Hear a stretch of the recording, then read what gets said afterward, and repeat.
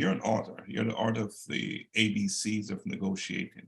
What can you share about it? And you tell us how, our listeners, how they can get your book and read your book as well. Absolutely. So my startup business, Academe 180, came first before the book. And so just to give you a little backstory, named it Academe 180 because 180 is actually Harriet Tubman's address. They're her home. And for me, she is the epitome of helping people get free. She understood a pathway and she was able to show people the way to freedom. And I do believe that one pathway to freedom is being able to negotiate, being able to ask for what we want and need. And something that we are very aware of when it comes to negotiating, those who look like me, women, people of color, first generation college students, we often are a part of the not so good statistics, which suggest that we are negatively impacted in terms of pay disparities and professional development opportunities. And so I decided to create this startup company to give tools for everyone, career professionals, but also underrepresented individuals, so that they would take everything that they learn into within the educational setting and really launch into their careers. When I graduated from college and once I got my doctorate, that entire experience was 13 years and I was close to 6 figures in debt. And so while I should have been so excited and, celebrating, I was also in a crisis where I had to figure out how in the world do I quickly climb from underneath this debt? Again, I love freedom. I'm all about freedom and I'm buried in debt. And so I knew firsthand what it felt like to have that burden. And also I knew that the first salary that I would negotiate would be a game changer for helping me climb out of the debt. Unfortunately, 13 years of school, there's no formal training or really mentorship I received that gave me the tools that I needed to negotiate. And so the ABCs of negotiating was a product that came out of Academe 180. I wanted to be able to simplify this process of how to ask for what you need and want. I have many students who finish school and they're like, I got a job offer, now what? And currently a lot of books on the market, they're extremely dense, 300 pages. And these are conversations that happen very fast, so people have to move quickly. And then if you go online, look up negotiation coach, you get all these hostage negotiators or people who have security negotiation experience.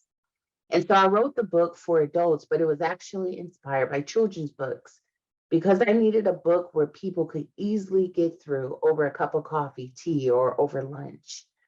And it breaks down letters, and every single letter will give you a strategy or a tip on how to ask for what you need and want and how to negotiate.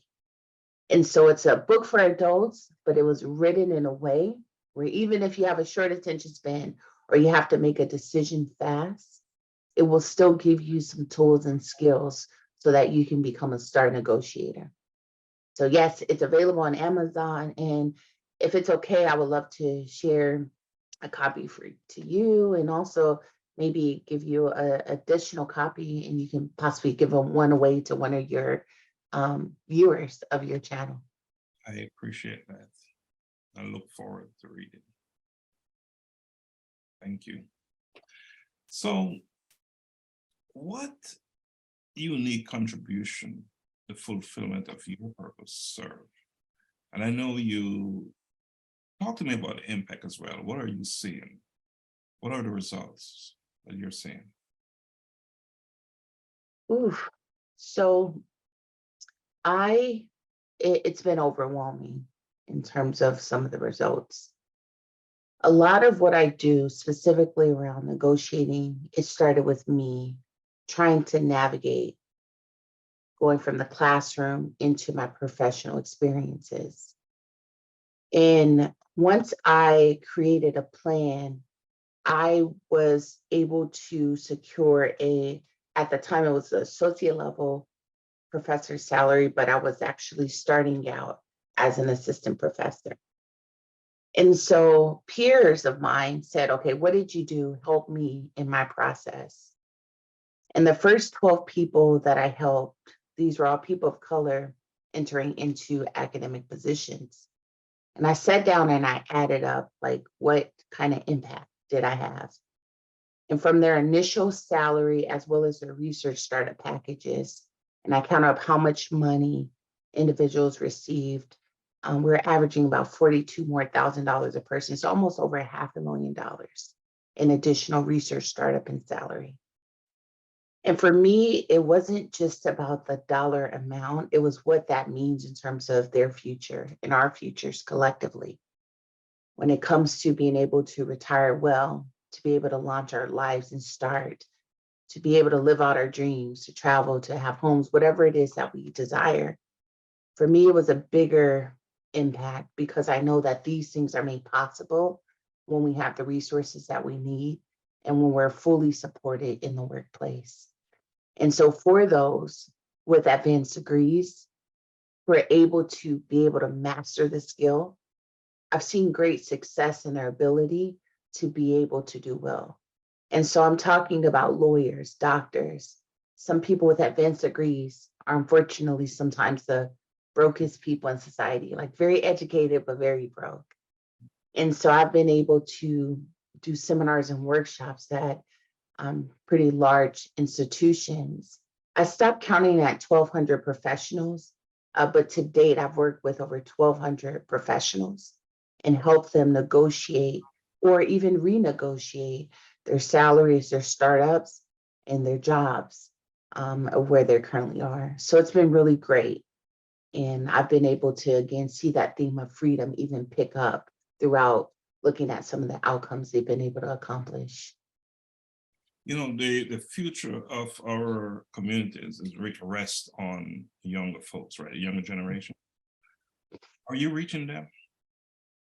Yeah, that's a great conversation. So I wrote the book in a way where I believe that even if you're about 9 or 10 years old, you would actually be able to understand and be able to navigate the art to asking for what you need and want. And so I tested this out by working with my goddaughter. At the time, she was 9, and she has actually been able to exercise the same skills on asking for what you need and want. So through the book, I've had many people actually purchase it for their nieces, their nephews, and the young people, because I do believe that it starts very young. And even when I'm out at stores and my goddaughter's with me, I'll ask her, what negotiation skill did you see me use? And she's actually able to articulate it even now in her younger years. And she will identify when she's using the skill even now as well. But I'm hoping to do more in the area of working with young people. I'm currently in a conversation with a high school here in looking at their athletics department and doing some fun stuff around negotiating with them, because we know that athletic negotiations is a whole nother arena. And so there's so many opportunities. This is a pretty new venture. It's still a startup and we're in the early stages, but I've really been able to, people have reached out to me, and then I've really expanded the way I'm thinking about this, even beyond career professionals. You know, again, we talk about the importance of getting to the younger generation Mhm.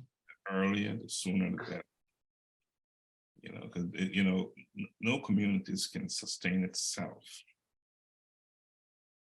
until we capture those individuals that will lead in these communities, will be the leaders. So that is a great place to build and grow your purpose.